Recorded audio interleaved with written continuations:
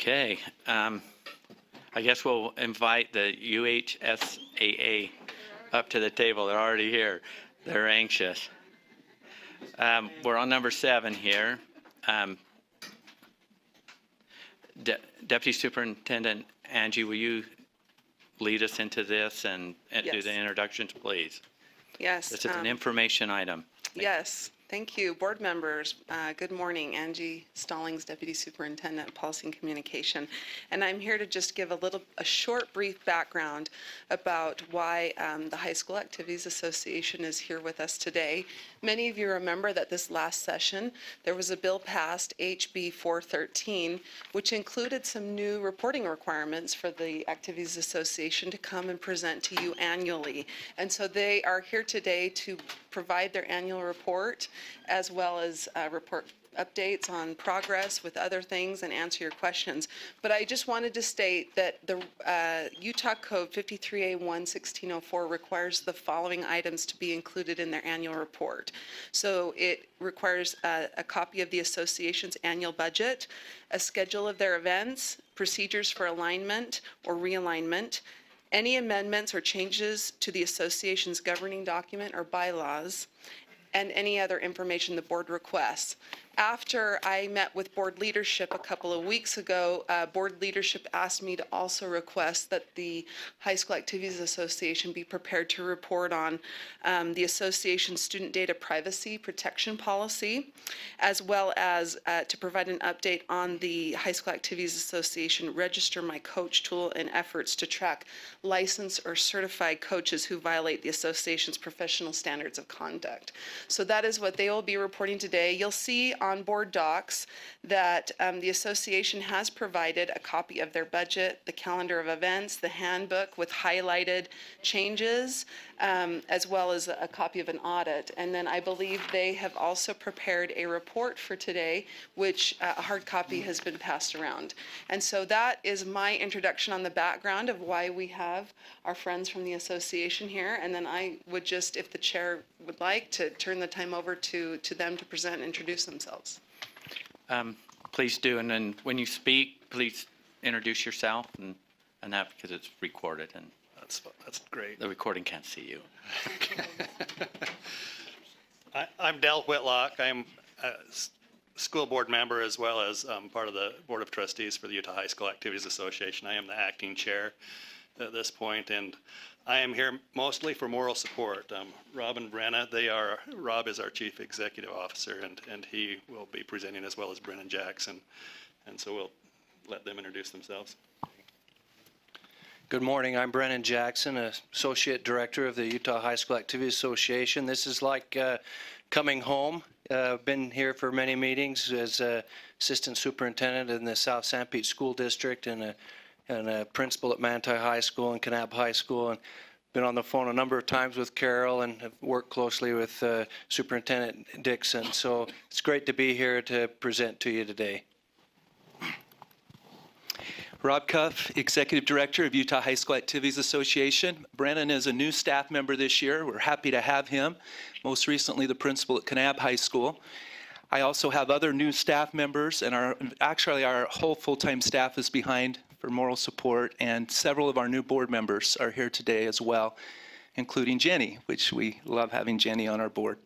Hey, Rob, can we have you recognize your board members that are here, please? Yeah, will the Board of Trustees members stand, please? Current Board of Trustees members, Jeff Skina from the Millard School District is also a vice chair. And Dave McKee from Spanish Fork High School is principal serving from Nebo School District. And Marilyn Richards, the other vice chair, and also a school board member from Jordan School District. Thank you for attending. Thank you. Did I miss anyone else?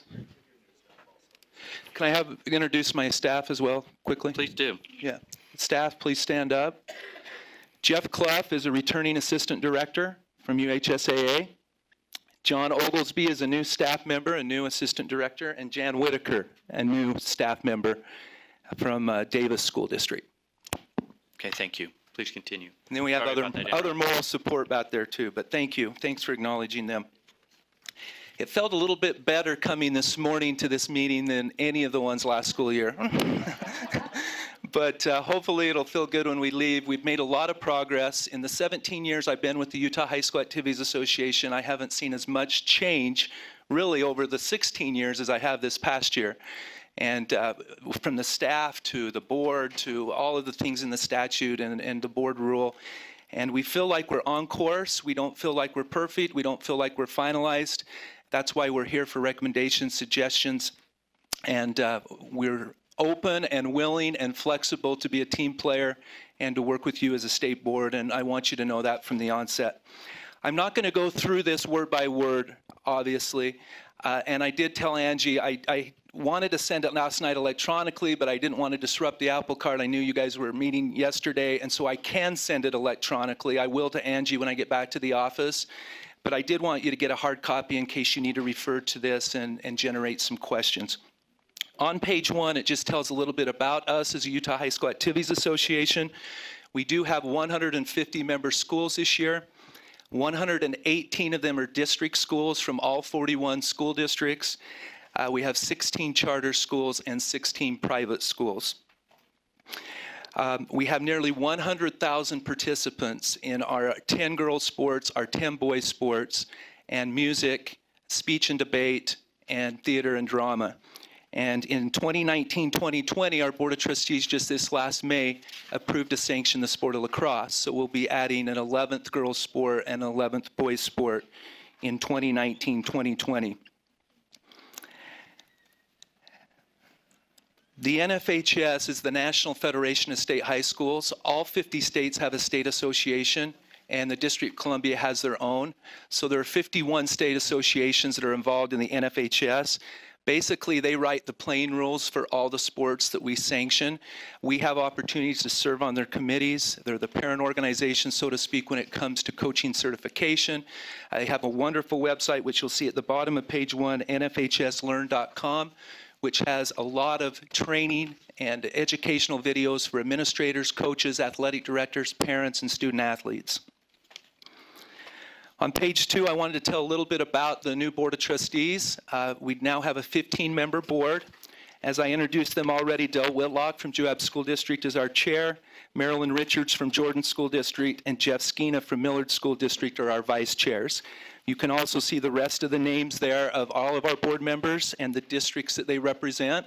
They represent 11 different districts on our Board of Trustees. In addition, we have a charter school representative, a private school representative, and our state school board representative. We already talked about UHSAA staff. We have 6 full-time employees. We have 3 part-time employees.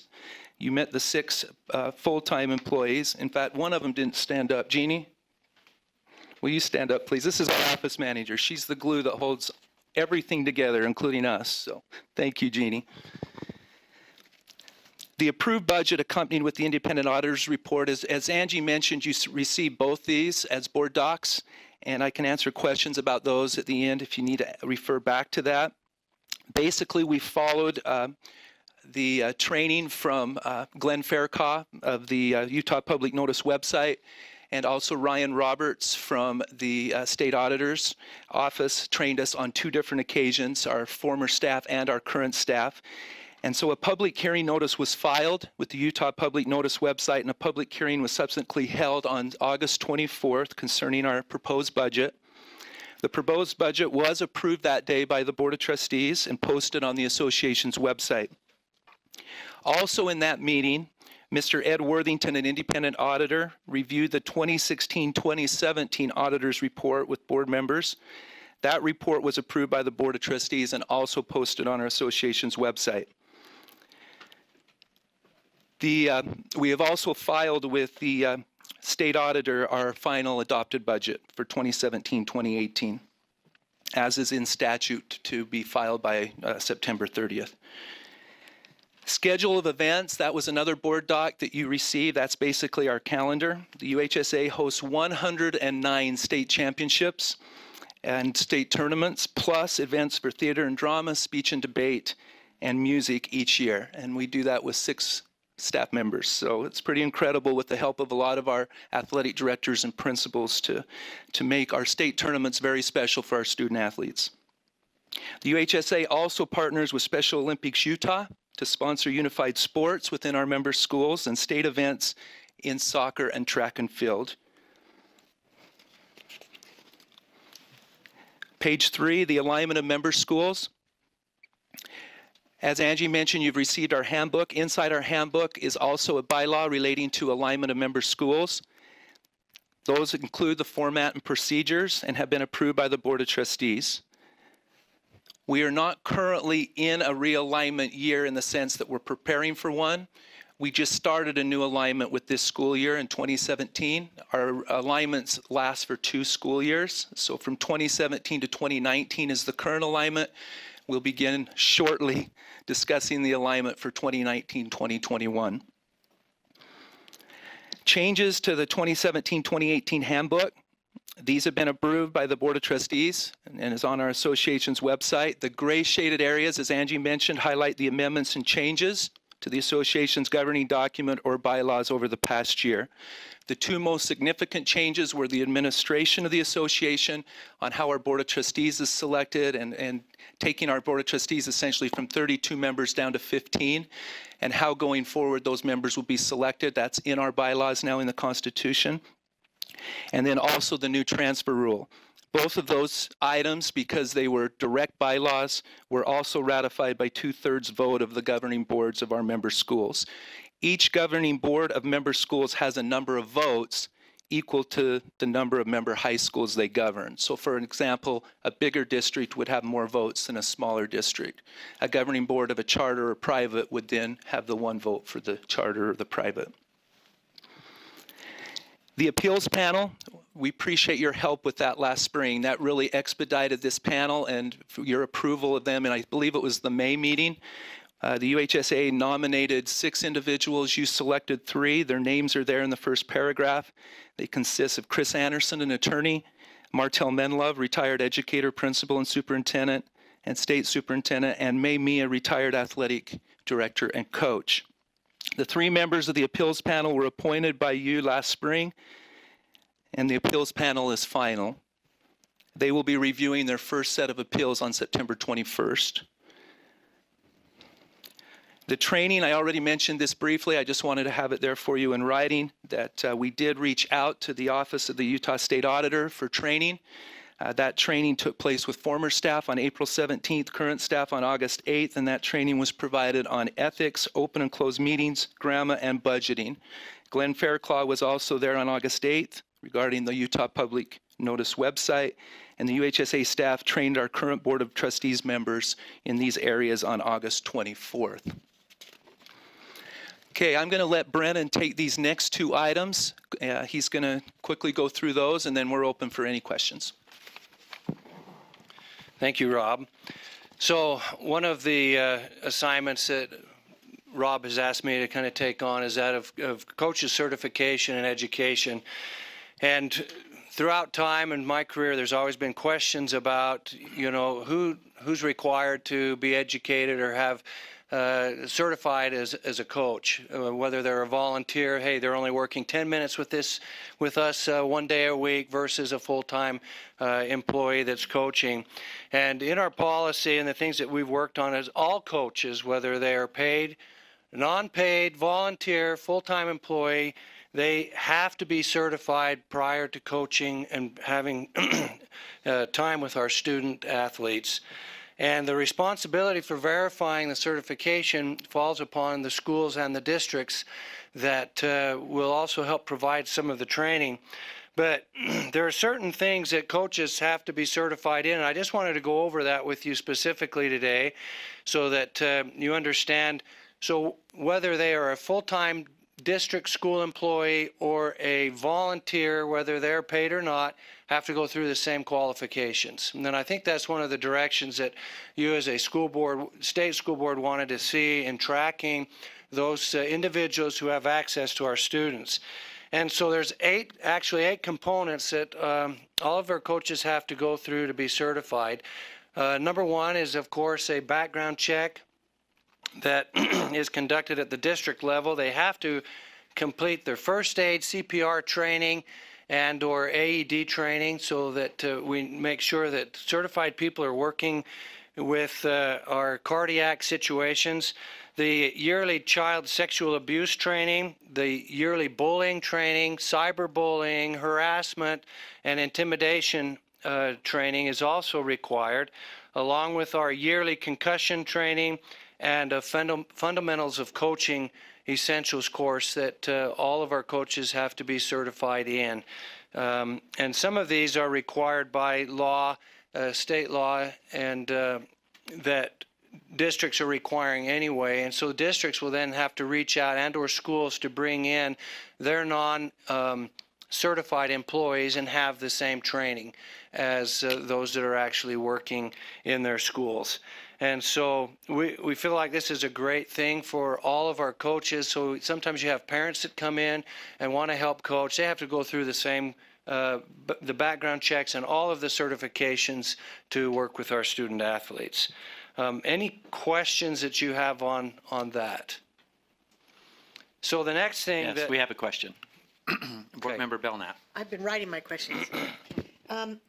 If on this register my coach, if they are released from a school for any reason, is there a place to track on there what the reason is or why they have been released, or some sort of documentation so that the next school is aware of and conscious of something? So in this register my coach, I'm just going to go through, it's already pre-populated with all of the requirements to be a coach, and then the school passes off where they can upload documents, dates of completion. All of that is preloaded in there where an athletic director and or principal or a district superintendent could actually access this to make sure that their employees are certified before they have access to our students. As far as, district regulations and or disciplinary actions, if a coach leaves one school to go to another, that school can release that coach and their information would show up, but not disciplinary action. That's something completely separate from register my coach. We don't get into that scenario. We're just tracking their actual certification. Follow up. So I mean, that's probably one of my bigger angst in this, that if they are sent away, not for, especially if they're predators for kids, how are we tracking that they've left one place and now they're going to another one and this new school doesn't know that? Well, in my background, working at the school level and also the district level, whenever we hire somebody, we always follow up with the school that they worked at previously to find out if there were any issues. If there is an issue with a background check, they're not hired. Yes, I get that. And you just have to know, it's all about, for me, it's the safety of these kids. And if a coach is released and we don't know, and you're saying if you hired them, you have non-paid people on this list who can jump around and go where they want and have access to children. So that, maybe we can talk about that. Maybe we can find something. Yeah, we can talk about that offline too, Okay. but let me just mention a couple of things that we heard as we went through this process. And we did come, I believe it was June 1st, to the remind me, Linda, what your committee is? Law and licensing. We had a discussion on this, remember, about, and Carol was there, about at one point our district's going to tell the UHSAA, who is in charge of hiring and firing their coaches, the discipline that they're going to do at their level. And the districts that we asked said that their legal counsel has counseled them not to let us know why a coach is being released if they're an at-will employee. And so it would be very difficult. If we know, we will track, but I don't know how much we will know why a coach is being released. And so that's probably a discussion we need to continue to have. But our legal counsel is very concerned about us defaming a coach on an allegation that maybe it only was playing time, but something may have been made up about that coach, and then we document it, and then you can see there could be some legal issues. So we can continue this discussion, but right now The only thing that we're prepared with Register My Coach is to track their previous employment. It may be a great rule for districts and schools to have a rule that says they have to call their 2 previous employers, and that might help that situation. But as far as we know, we are not a hiring and firing organization. We run state tournaments for kids, and we want safety for kids more than anything. But we're so that might be a discussion for another day, and we're open to that. Did that help answer that? Okay. Board Member Nielsen. Thank you, Chair. Real quick, Laura, I've been involved in high school. I was involved in high school athletics for a long time, and on almost all levels, especially high. And I will tell you, the coaches, administrators, especially among the coaches, is a tight-knit community.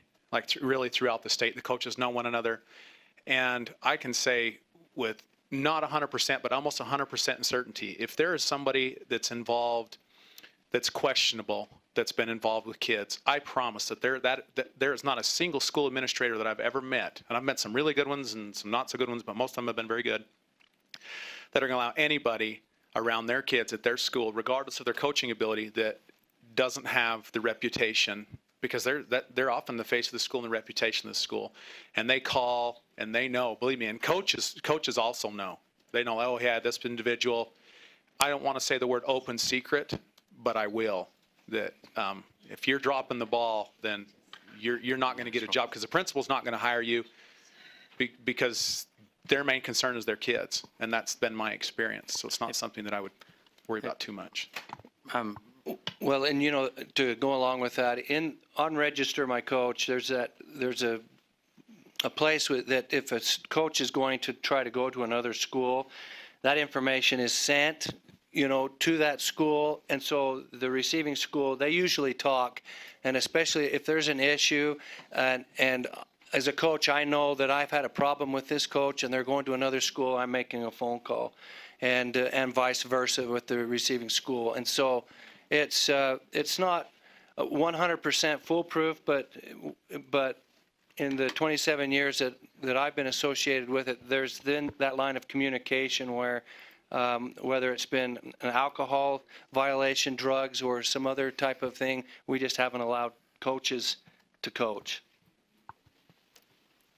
Rob, I just got a quick question while we're on this subject, satisfy some curiosity here. When a school or district or an LEA, somebody joins your association, there's a way to onboard them, and there's also a way to off-board them. Is that in any of the documents that you've submitted?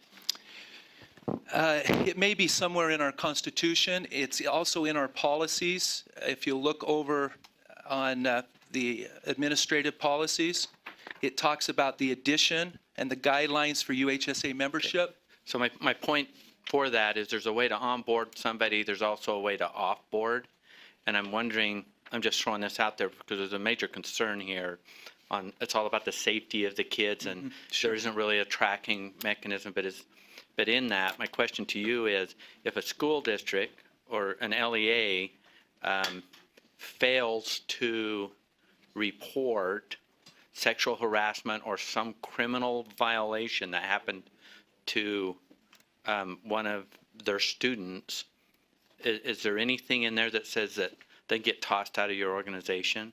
I'm just trying to think, where can we put some weight in all of this conversation to make sure if something bad is happening, that it doesn't get swept under the rug. Right. One thing that we did put, and somebody else picks it up.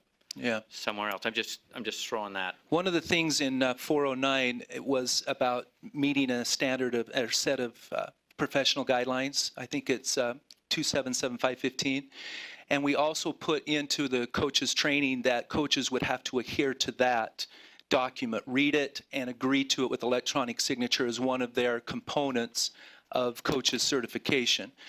But then again, if they violate that, we didn't hire them. The schools, we would report back to the schools that they violated it, but they would probably know more before we would about the hiring and firing of that individual, or whether or not that individual upheld those standards. My point is, you don't have to get into the hiring and firing. It's just that whoever is a member of your organization, if if their people violate the law, that they might not be able to be a part of your association.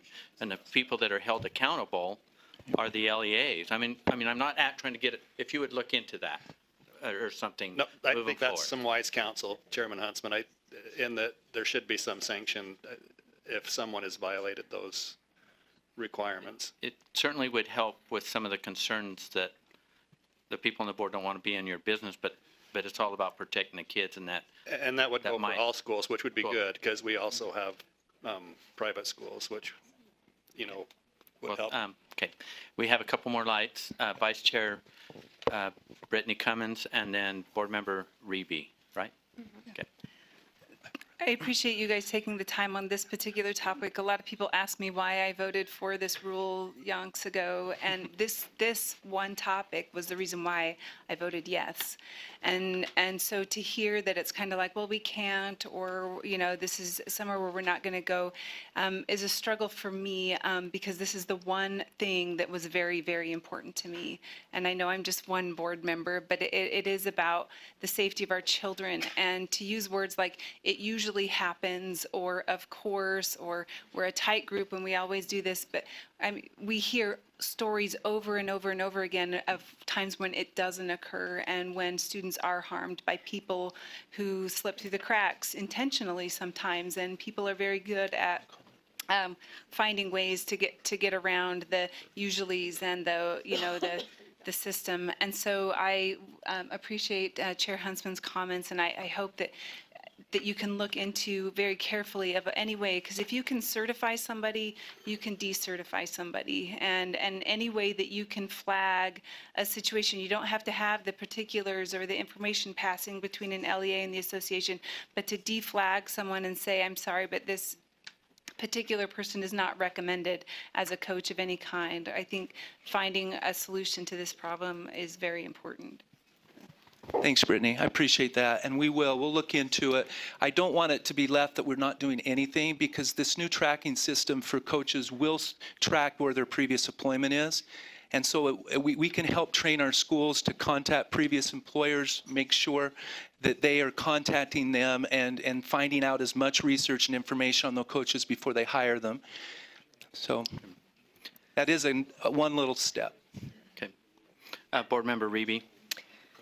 As a teacher who works with lots of volunteers, I like that you put this added level of security into coaching.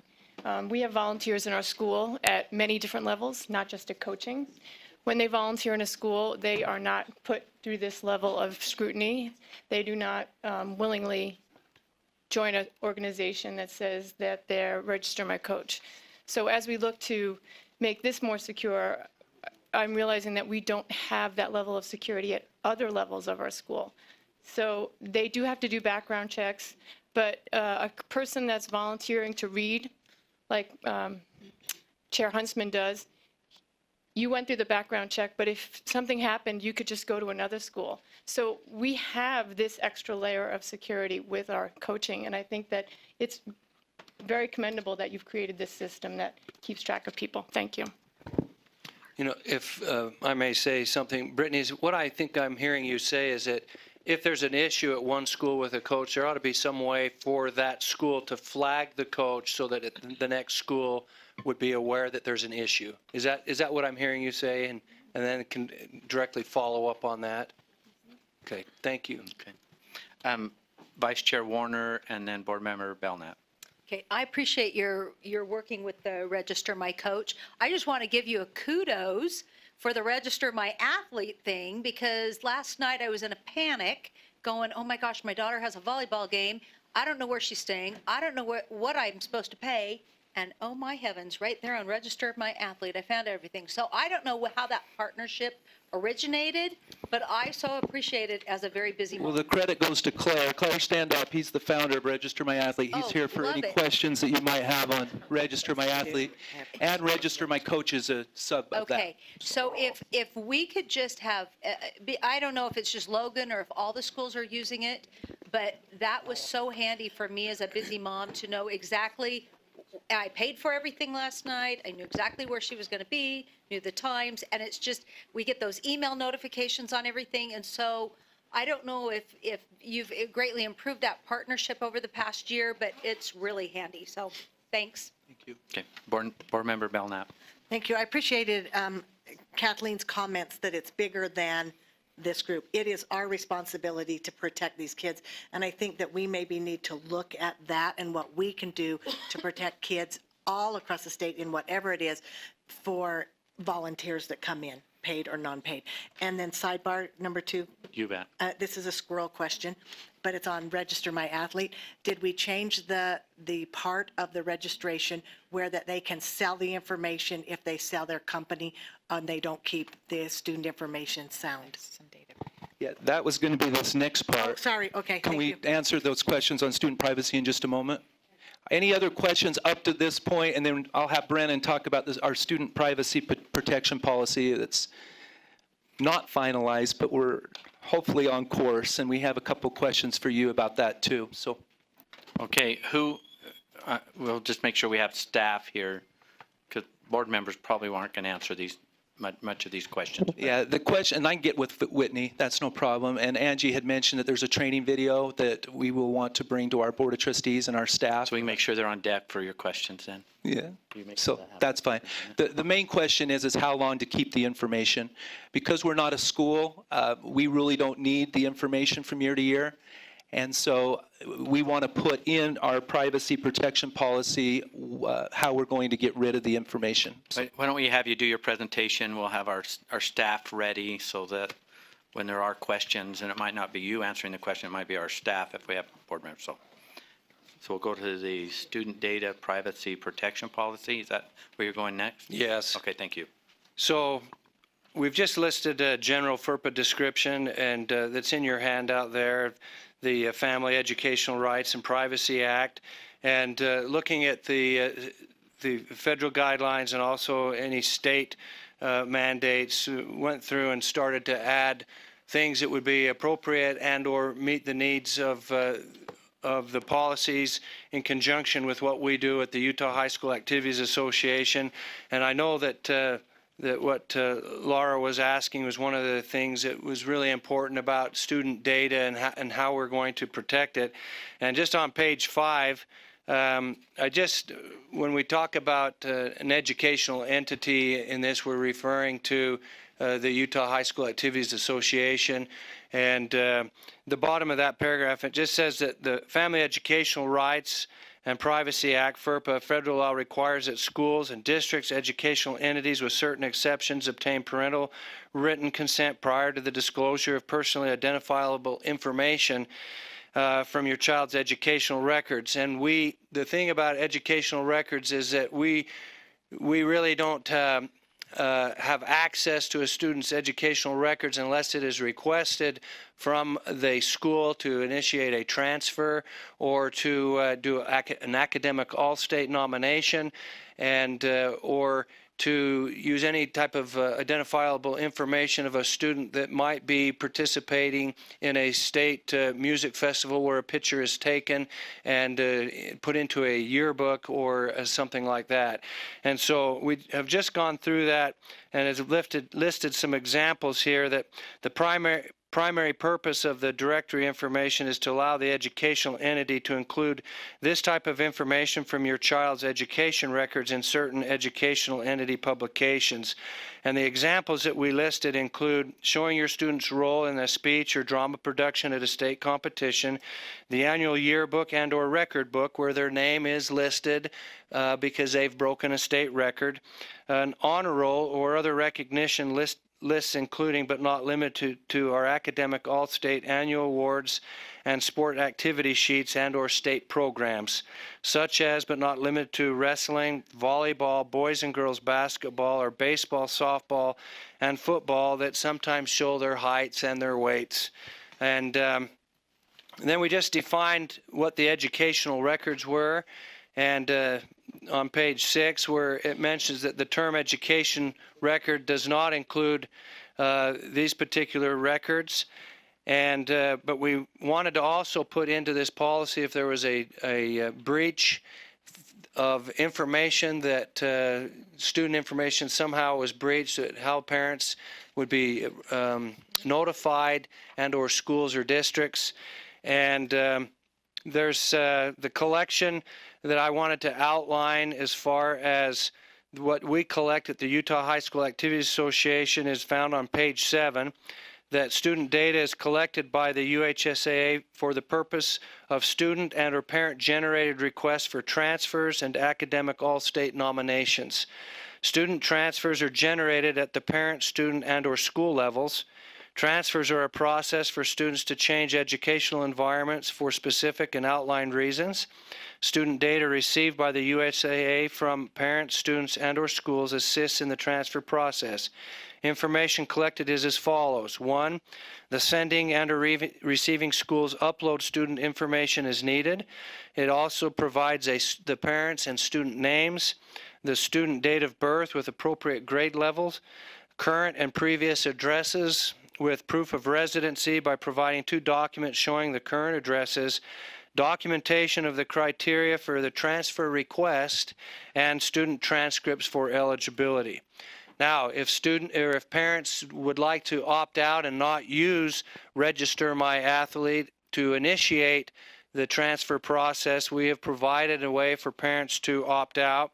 And in Register My Athlete, there's a box that they can check or not check. If they check it, they agree to the terms of Register My Athlete. If they do not check the box, it means they do not agree with that. And then they can initiate the actual transfer by going to their sending or receiving school and doing it in person. And also they can deliver all of the required documentation in person to the UHSAA. They can use the certified our mail system, the USPS, and or electronically through a personal email to submit at uhsaa.org. So there is also a component in this policy for a parent to initiate the transfer and bypass Register My Athlete if they're so inclined. And that brings us to third-party contractors that I think that Laura Belknap had some questions on, and where it talks about the educational entity may provide a third-party contractor, which may include but not limited to Register My Athlete, with personally identifiable student data received under a contract with the educational entity strictly for the purpose of providing the contracted product or services. And in this case, it is primarily for students transferring from school to school and being on teams, programs that we can upload for the state tournaments and things like that. But I've listed the 5 kind of requirements that we would require in provisions in the contract. So requirements and restrictions related to the collection, use, and storage of sharing of student data by the third-party contractor that are necessary for the educational entity to ensure compliance with the provisions of the Student Data Protection Act and State Board of Education rules. A description of a person or type of person, including an affiliate of the third-party contractor with whom the third-party contractor may share student data. Provisions that govern requests by the educational entity for the deletion of the student data received by the third-party contractor from the educational entity, and that's one of the areas that we would like some direction on. And then 4, except as provided in this policy and if required by the educational entity, provisions that prohibit the secondary use of personally identifiable student data by the third-party contractor, and an agreement by the third-party contractor that at the request of the educational entity or its designee may audit the third-party contractor to verify compliance with the contract. A third-party contractor's use of personally identifiable student data shall be in accordance with the Utah Code. And so, like we said, this is a draft that we are working on and wanted to kind of present and show the State Board the direction and what we're working on.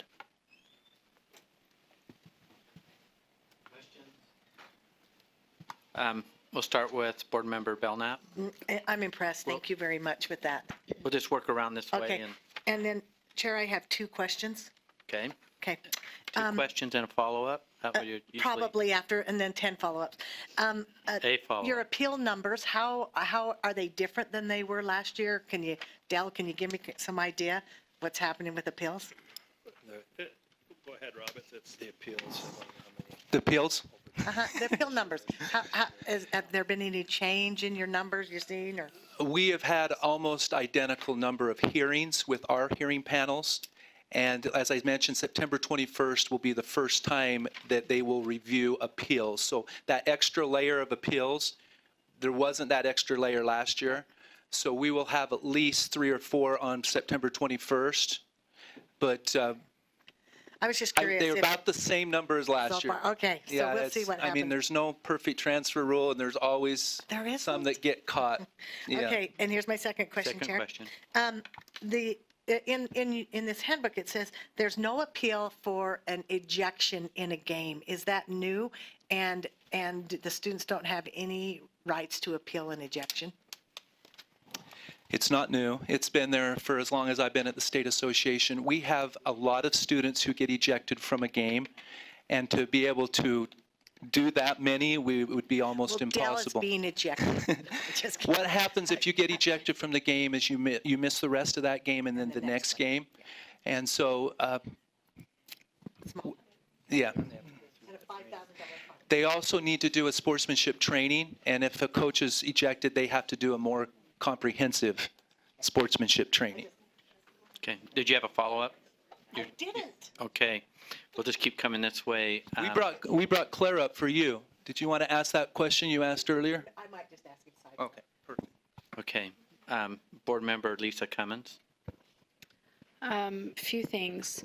Were you aware that in statute, I think it's 53A-13301, 2 years ago, I had Representative John Notwell draft revisions on this about notifying parents about data breaches. Were you aware of that's already in code? Did you read it?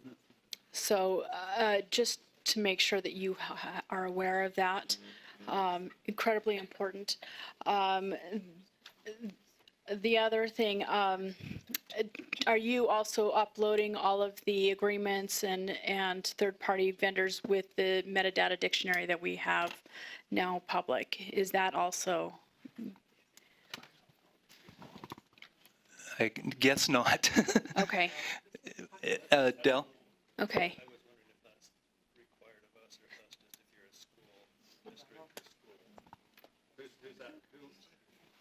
Okay, we use the mic. I was just going to ask, in that statute, who is required to do that? I would have thought all education entities. Whitney, can you clarify that? But that's my understanding of that. And then the definition of an education entity also. Okay, Whitney. Whitney, will you answer that question, or So, Angie? Actually, Angie's going to answer that question. The issue is, and we were just reviewing the report today, so my understanding, or what we believe, is that we aren't dictating to the High School Activities Association whether they identify themselves as essentially kind of a third-party provider of services, that an LEA, is contracting with the High School Activities Association to perform services on the LEA's behalf. If they are doing that, then they would be an extension of the education entity, and either the High School Activities Association or the LEA would need to report in the metadata dictionary those elements that High School Activities Association is collecting on behalf of the LEA. It seems to me like the easiest thing would be for the LEA to do that on their behalf. But the other question is whether they want to identify themselves as only a membership organization where the LEAs are members. There's kind of two different ways that they could identify themselves. From the document we saw today, it looks like they're identifying as an educational entity, which would be more in line with the first kind of relationship where the LEA has essentially said, you perform these services on our behalf. You are essentially acting as the LEA or the educational entity. And that's fine. And if they do that, you're correct that somebody, either the LEA or the association, and maybe it's more, it would be easier if the districts and the charters did this on their behalf because they have access to the system, need to introduce or enter in those data elements that the High School Activities Association is collecting on behalf of the LEA. Is that helpful? Yes. My concern is because you're entering into third-party contracts, that the public has a right to know what data is being sent out to those third-party, and where you say they may use that data for whatever they need to, we have an obligation to protect those students as much as possible in today's age of technology and data gold financing. So, you know, we just need to be very careful about who has what. Okay. Board member, oh, did you want to respond again, and then we'll go to Board Member Gravitt? Just, Lisa, the items in the student data collection are the items that are on MAA, or RMA, excuse me.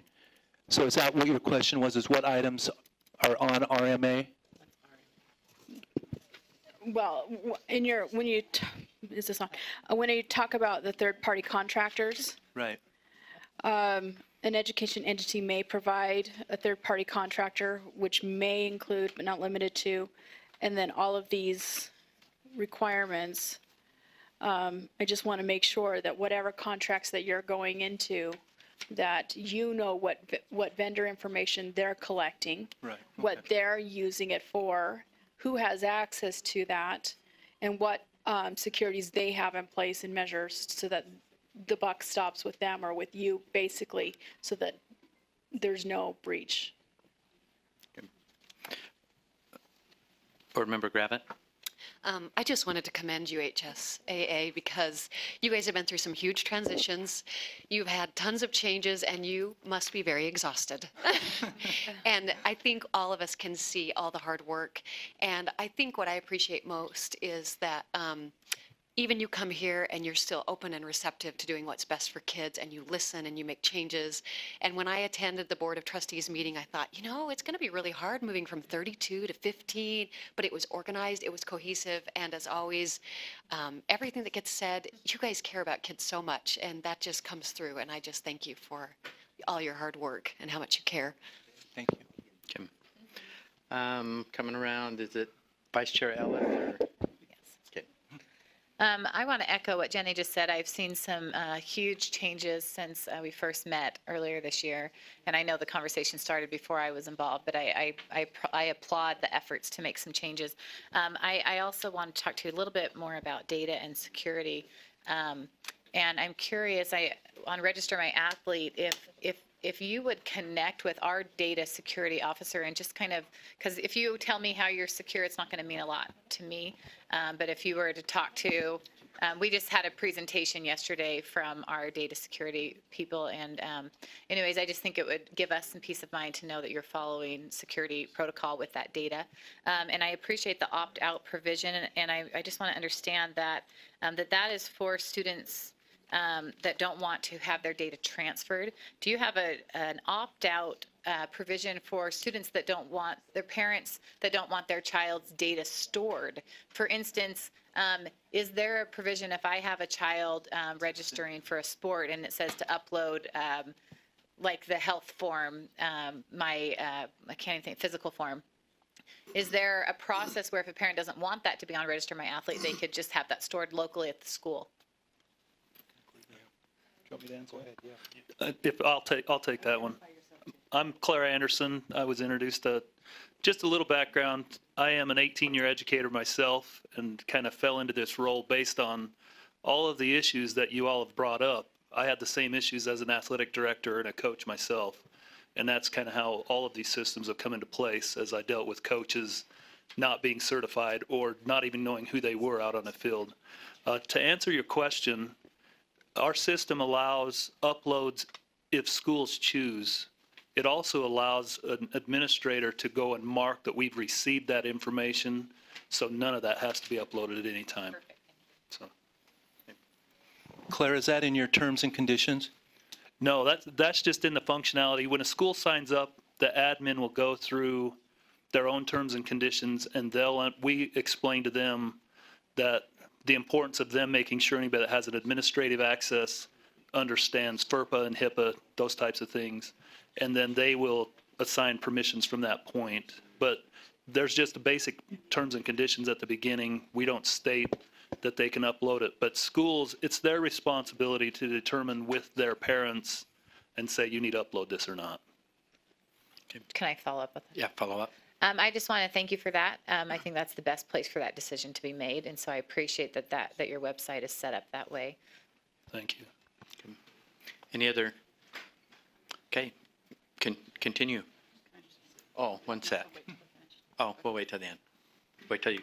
I think we're done. Oh, hang on. Other than questions. Well, we got another question. Just one thought. I'm not in sports. I could do pliés and garage cross. But question, if they don't upload into My Athlete, does that inhibit recruiters or second college to have access, and will that be used against them? Okay, good to know. Okay, so just in performance-wise, and that doesn't stop any, okay, just in my head. Thank you. Okay, Superintendent Dixon, do you have a question or a comment? Or? Yeah, I just want to give a shout out of appreciation from, I think it was a couple of years ago, that I visited your offices with then Chair Crandall, and we had a lot of questions that you answered, those that you could, and got back to us on those that you couldn't, and we kind of had a long journey from there to here, and I appreciate the great working relationship, the professionalism, and the massive changes that have been made. And I would just say this is in preparation for your realignment happening next year, because this is easy compared to realignment. So you're welcome. Mark? Thank you. There's a reason the legislature only does it every 10 years, right? Okay. We have another question from board or comment from board member. It's just a comment. You know, it's football season. I love to go watch the football games. Board members, if you haven't got had a chance to go to a high school football game, go see them. They're super fun. So thanks. Thank you. Okay, I'm not seeing any more. Do you have anything else to add? Thank you. Okay, thank you for your time and taking good notes. I noticed a lot of your staff were writing a lot of comments down. I appreciate them doing that. Appreciate you being here and your report. With that, board members, we're going to take a quick, hold it, turn your light on there, Spencer, so we can recognize you. From board Spencer. member Stokes. Just tell Kristen we missed her. Okay. She's no longer on the board. I don't know if you knew that. I know that, but I just wanted, she went through the battle. She went through the trenches, and I know we applaud your glorious work that you've done, but I have a different perspective. It wasn't always fun every meeting. And Sid, superintendent, she's always so gracious, but thanks. I think we're benefiting from the changes, and you're benefiting from the changes. So. Okay. Thank you. Board members, we're going to take a quick break. Try to be back in here at straight up 11 o'clock.